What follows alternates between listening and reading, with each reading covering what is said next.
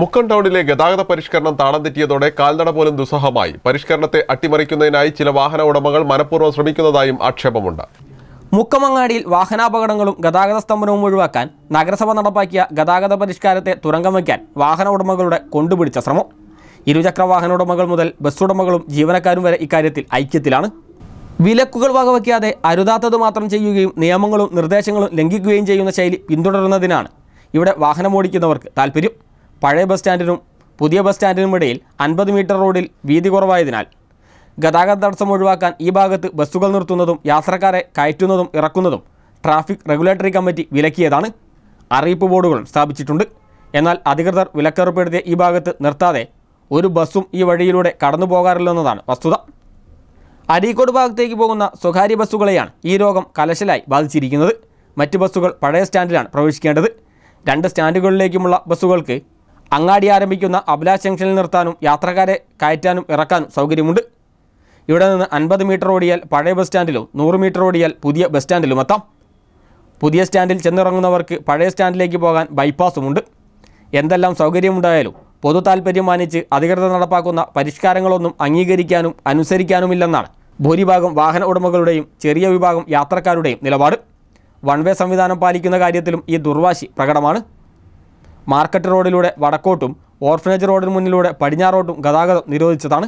എന്നാൽ 90% വാഹനങ്ങളും ഈ നിർദ്ദേശത്തിന് പുല്ലുവിലയാണ് കൽപ്പിക്കുന്നത്. ഈ പറഞ്ഞ 2 റോഡുകൾക്ക് പുറമെ മെയിൻ റോഡിൽ അഭിലാഷ് ജംഗ്ഷനും പോസ്റ്റ് ഓഫീസ് ജംഗ്ഷനും ഇടയിലുള്ള ഭാഗവും PC റോഡുമാണ് വൺ വേ സംവിധാനത്തിലുള്ളത്.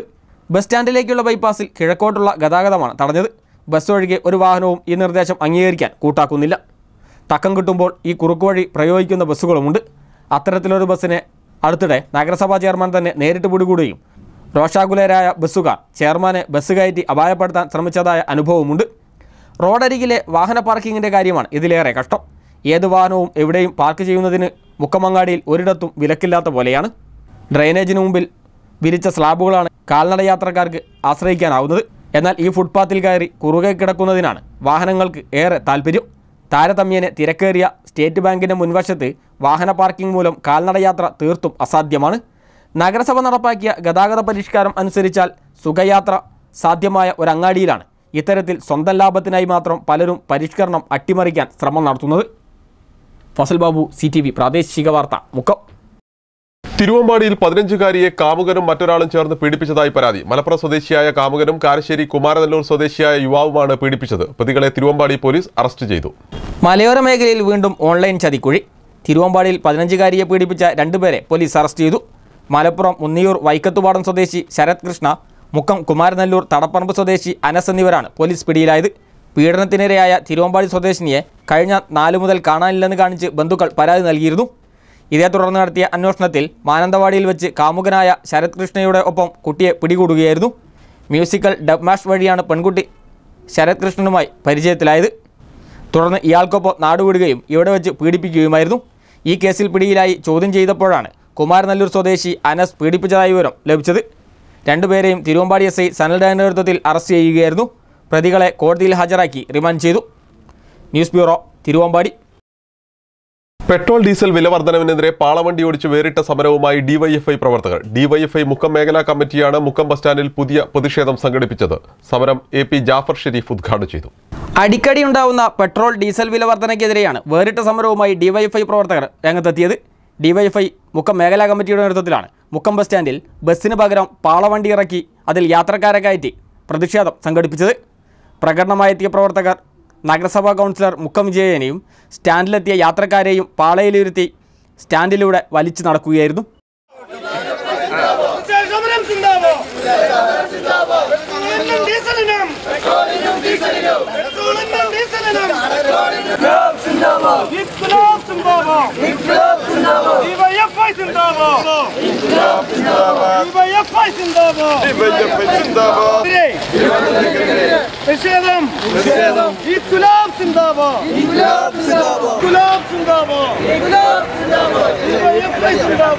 സമരം DYFI മേഖലാ സെക്രട്ടറി AP ജാഫർ ഷെരീഫ് ഉദ്ഘാടനം ചെയ്തു. നമ്മുടെ രാജ്യത്തിനകത്ത് ഇപ്പോൾ 82 രൂപയായിക്കൊണ്ട് ലോക റെക്കോർഡായിക്കൊണ്ട് ലോക രാഷ്ട്രങ്ങളെ കുറിച്ച് പരിശോധിക്കുമ്പോൾ പാകിസ്ഥാനിലായാലും മറ്റേത് രാജ്യങ്ങളിലായാലും നോക്കിയാൽ നമ്മുടെ അയൽ രാജ്യങ്ങളിൽ പോലും 30 രൂപയിൽ താഴെയാണോ പെട്രോളിനെല്ലാം വിലയെങ്കിൽ നമ്മുടെ രാജ്യത്ത് മാത്രം 82 രൂപയായിക്കൊണ്ട് വേൾഡ് റെക്കോർഡായിക്കൊണ്ട് നരേന്ദ്രമോദി ഇങ്ങനെ പോയിക്കൊണ്ടിരിക്കെ രാജ്യത്തിന് അനൂപ് മഠത്തിൽ അധ്യക്ഷനായി. ജയപ്രസാദ്, നോർമൻ മാമ്പറ്റ, റൈനീഷ്, അതുൽ കച്ചേരി, ജിൻഷു, ഷെജിൽ, കെ സജി തുടങ്ങിയവർ നേതൃത്വം നൽകി. News bureau, Mukkam. ഇന്ധനവില വർധനവിൽ പ്രതിഷേധിച്ച് ഡിവൈഎഫ്ഐ പ്രവർത്തകർ മുക്കത്ത് പ്രധാനമന്ത്രിയുടെ കോലം കത്തിച്ചു. ഡിവൈഎഫ്ഐ തിരുവമ്പാടി ബ്ലോക്ക് കമ്മിറ്റിയുടെ നേതൃത്വത്തിലാണ് കോലം കത്തിക്കലും പ്രകടനവും നടന്നത്. പരിപാടി ഡിവൈഎഫ്ഐ ജില്ലാ പ്രസിഡന്റ് വി വസീഫ് ഉദ്ഘാടനം ചെയ്തു.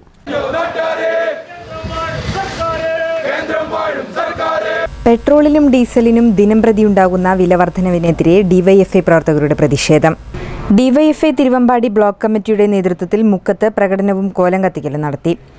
മത്തായി ചാക്കോ മന്ദിരത്തിന് സമീപത്ത് നിന്ന് ആരംഭിച്ച പ്രകടനം നഗരം ചുറ്റി മുക്കം ബസ് സ്റ്റാൻഡിൽ സമാപിച്ചു.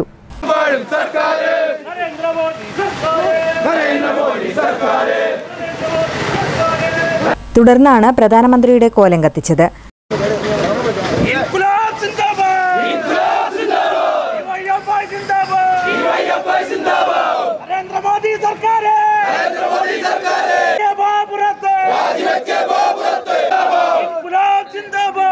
ഡിവൈഎഫ്ഐ ജില്ലാ പ്രസിഡന്റ് വി വസീഫ് പ്രതിഷേധ പ്രകടനം ഉദ്ഘാടനം ചെയ്തു. ബ്ലോക്ക് സെക്രട്ടറി ദീപു പ്രേംനാഥ് അധ്യക്ഷത വഹിച്ചു. E Arun, M K Prajeesh, Arun Ozhalottu, Vishnu, Ajay Francy, Renil Raj തുടങ്ങിയവർ നേതൃത്വം നൽകി. News bureau, Mukkam.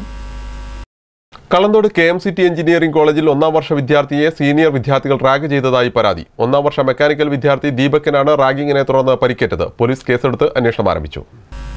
Kalanthode KMCT mechanical engineering 1ാം വർഷ വിദ്യാർത്ഥി ദീപക്കാണ് സീനിയർ വിദ്യാർത്ഥികളുടെ ക്രൂരമായ റാഗിങ്ങിനിരയായത്. പണം ആവശ്യപ്പെട്ട സീനിയർ വിദ്യാർത്ഥികൾ ദീപക്കിനെ കത്തി കാണിച്ച് ഭീഷണിപ്പെടുത്തുകയും തുടർന്ന് തലയ്ക്കും മുഖത്തും നെഞ്ചിനും പരിക്കേൽപ്പിക്കുകയും ചെയ്തതായി വിദ്യാർത്ഥി നൽകിയ പരാതിയിൽ പറയുന്നു. പൈസയൊക്കെ ഓരോരുത്തരോട് വാങ്ങണ്ട. അപ്പോൾ എൻ്റെ ഫ്രണ്ടിൻ്റെ അടുത്തുനിന്ന് നാൾ വാങ്ങിയിട്ടുണ്ട്. അങ്ങനെ അത് പ്രശ്നമാക്കി സീനിയേഴ്സിനെല്ലാവരും കംപ്ലൈൻ്റൊക്കെ ചെയ്ത് അങ്ങനെ ഇനി എന്തെങ്കിലും പ്രശ്നം ഉണ്ടായാൽ പുറത്താക്കുമെന്നൊക്കെ പറഞ്ഞാണ്. അങ്ങനെ പിന്നെ ഇന്നിപ്പോൾ എൻ്റെ അടുത്തുനിന്ന് പൈസ വെച്ചപ്പോൾ ഞാൻ തരില്ല എന്ന് പറഞ്ഞപ്പോൾ അവർ ഭീഷണിപ്പെടുത്തി. ഇവിടുത്തെ സെക്കൻഡ് ഇയറിലെ കുറച്ച് ആൾക്കാരാണ്. അവർ കത്തിയൊക്കെ വെച്ച് എനിക്ക് പൈസ തരാൻ പറ്റില്ല എന്നൊക്കെ ചോദിക്കുന്നത്. എല്ലാവരോടും വേറെ സ്ഥലത്തേക്ക് വിളിച്ചിട്ടുണ്ടായി. സെക്കൻഡ് ഇയറിലെ ഒരു 10-20 ആൾക്കാർ കൂടി ചേർന്ന് അടിച്ച് മുഖത്തൊക്കെ അടിച്ച് പിന്നെ നിലത്ത് കിട്ടി, നെന്നത്തൊക്കെ ചവിട്ടി. പരിക്കേറ്റ ദീപക്കിനെ മുക്കം കമ്മ്യൂണിറ്റി ഹെൽത്ത് സെന്ററിൽ പ്രവേശിപ്പിക്കുകയും പ്രാഥമിക ചികിത്സ നൽകുകയും ചെയ്തു. 2 ദിവസം മുൻപ് ദീപക്കിന്റെ സുഹൃത്തിനെ 4ാം വർഷ വിദ്യാർത്ഥികൾ റാഗിങ്ങിന് ഇരയാക്കിയിരുന്നു. പ്രശ്നം വിവാദമായതിനെ തുടർന്ന് രക്ഷിതാക്കളെ വിളിച്ച് ഇത്തരത്തിൽ ഇനി റാഗിംഗ് ഒന്നും തന്നെ ഉണ്ടാവില്ല എന്ന് എഴുതി ഉറപ്പുകൊടുക്കുകയും ചെയ്തിരുന്നു. ഇതിന് പിന്നാലെയാണ് ദീപക് ക്രൂരമായ റാഗിങ്ങിന് ഇരയാകുന്നത്. റാഗിങ്ങുമായി ബന്ധപ്പെട്ട് ഇതിനു മുൻപും 1ാം വർഷ വിദ്യാർത്ഥികൾ കോളേജ് അധികൃതർക്ക് പരാതി നൽകിയിരുന്നു. എന്നാൽ യാതൊരു നടപടിയും ഉണ്ടാവാതിരുന്നതോടെയാണ് തുടർന്നും ഇത്തരത്തിലുള്ള റാഗിംഗ് നടന്നുവരുന്നത്. ദീപക് മുക്കം പോലീസിനും കോളേജ് അധികൃതർക്കും പരാതി നൽകിയിട്ടുണ്ട്. കാരശ്ശേരി കറുത്തപ്പറമ്പ് എളങ്ങൽ സ്വദേശി ജയരാജിന്റെ മകനാണ് റാഗിങ്ങിനിരയായ 1ാം വർഷ വിദ്യാർത്ഥി ദീപക്. അവരെ രക്ഷിതാക്കളും അവരെ അമ്മയും അച്ഛനും ഒക്കെ വന്ന് ഈ റാഗ് ചെയ്ത കുട്ടികളെ ഓരോ കൂടി പ്രിൻസിപ്പാളായിട്ട് സംസാരിച്ച് ഇനിയുണ്ടെങ്കിൽ TC കൊടുത്ത് പറഞ്ഞു വിടുമെന്ന് പറഞ്ഞിട്ട് ഒരു എഗ്രിമെൻറ്റ് അവരുടെ അടുത്ത് നിന്ന് വാങ്ങി. അതിനുശേഷം ഇന്ന് ഇവർ എൻ്റെ മോന് ദീപക് എന്ന് പറഞ്ഞാൽ അവന് പിന്നെ പൈസ ചോദിച്ച് ഉച്ചയ്ക്ക് ക്ലാസ് വിട്ടപ്പോൾ എന്നിട്ട് കത്തി വെച്ചിട്ട് പള്ളക്കി വെച്ചിട്ട് പൈസ കൊണ്ടാന്ന് പറഞ്ഞിട്ട് ഇല്ലെങ്കിൽ കുത്തുമെന്ന് പറഞ്ഞിട്ട് അവനെ ഭീഷണിപ്പെടുത്തി. അതേസമയം സംഭവവുമായി ബന്ധപ്പെട്ട് 3 വിദ്യാർത്ഥികളെ കോളേജിൽ നിന്ന് സസ്പെൻഡ് ചെയ്തതായി കോളേജ് പ്രിൻസിപ്പൽ അറിയിച്ചു. News bureau, Mukkam.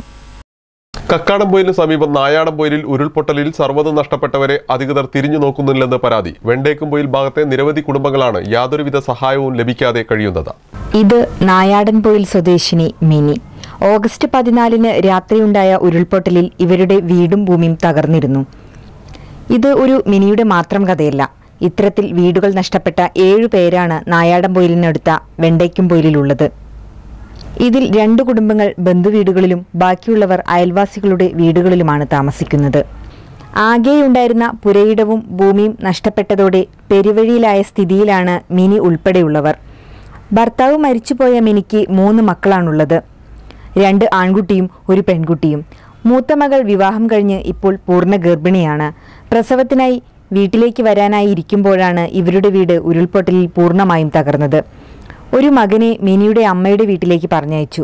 മറ്റൊരു മകനും മിനിയും സാമൂഹ്യപ്രവർത്തകയും നായാടൻപൊയിലെ ഏക അധ്യാപിക വിദ്യാലയത്തിലെ അധ്യാപകയുമായ ഷിജിയുടെ വീട്ടിലാണ് താമസിക്കുന്നത്. ഇത്തരത്തിൽ 3 കുടുംബങ്ങൾ ഷിജിയുടെ വീട്ടിലുണ്ട്. മിനിയെ കൂടാതെ ഷറഫുദ്ദീൻ, തങ്കച്ചൻ എന്നിവരുടെ കുടുംബവും ഇവിടെയാണ് താമസിച്ചിരുന്നത്. എന്നാൽ ഷറഫുദ്ദീന്റെ ഭാര്യ പ്രസവത്തിന് പോയതോടെ ഷറഫുദ്ദീൻ തൊട്ടടുത്ത പീഡികമുറിയിലേക്ക് മാറി. ബാക്കിയുള്ള 2 കുടുംബങ്ങളും ഇപ്പോഴും ഈ അധ്യാപികയുടെ വീട്ടിലാണുള്ളത്. എന്നാൽ ദുരിതാശ്വാസ ക്യാമ്പുകളിൽ നിന്നും പോന്ന് 15 ദിവസമായിട്ടും പഞ്ചായത്ത് മെമ്പർ അല്ലാതെ വില്ലേജ് ഓഫീസർ ഉൾപ്പെടെ മറ്റാരും തിരിഞ്ഞു നോക്കിയിട്ടില്ല എന്നാണ് ഇവർ പറയുന്നത്. കഴിഞ്ഞ ഈ മാസം ഉരുൾപൊട്ടലിൽ 14-ാം തീയതി എൻ്റെ വീട് പോയത്. പോയതിന് ശേഷം പിന്നെ കക്കാടംപൊയിൽ സ്കൂളിലായിരുന്നു ക്യാമ്പിൽ. 5 വീട്ടുകാരുണ്ട് ഇവിടെ വീട് പോയവർ. അവരും ഇപ്പം മാറി താമസിക്കുകയാണ് അവരുടെ വീടുകളിൽ. ഞാൻ ഇവിടെ ഷിജി പറഞ്ഞ ഒരു ടീച്ചറെ വീട്ടിലാണ് നിൽക്കുന്നത്.